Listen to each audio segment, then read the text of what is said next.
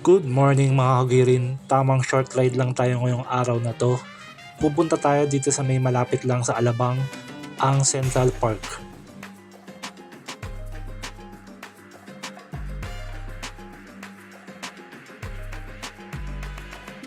Saan ba yung Central Park kung matatanong nyo? Ito yung malapit lang sa likod ng Festival Mall. I-explain ko nga pala sa inyo kung bakit masarap mag-bike, jogging at tumambay dito sa Central Park.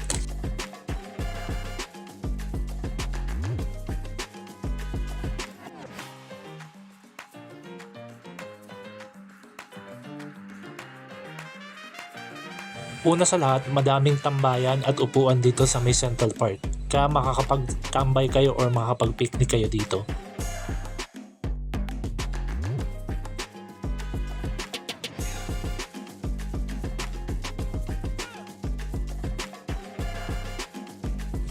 Pangalawa ay napakaaliwalas ng lugar at mapuno, kaya hindi kayo masyado maiinitan kahit umaga or hapon.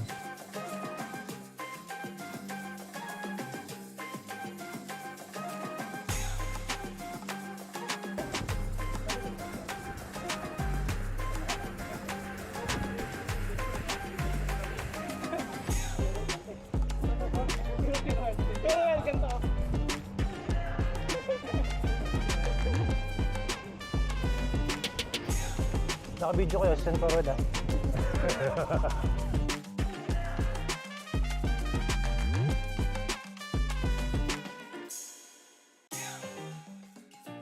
Pangatlo ay marami din pwedeng gawing activities dito sa Central Park. Pwede kayong mag-rent ng e-scooter or e-bike. Pwede rin kayong mag-rent ng bisikleta para mag-ikot-ikot dito sa Central Park. Meron din football corner dito para makapagbasa or pwede kayong mag-donate ng libro.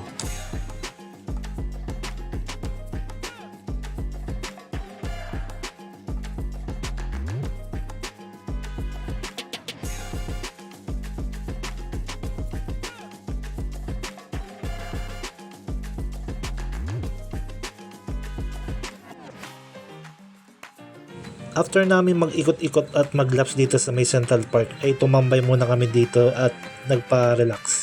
Kaya hanggang dito na lang muna mga kagirin. Girin out!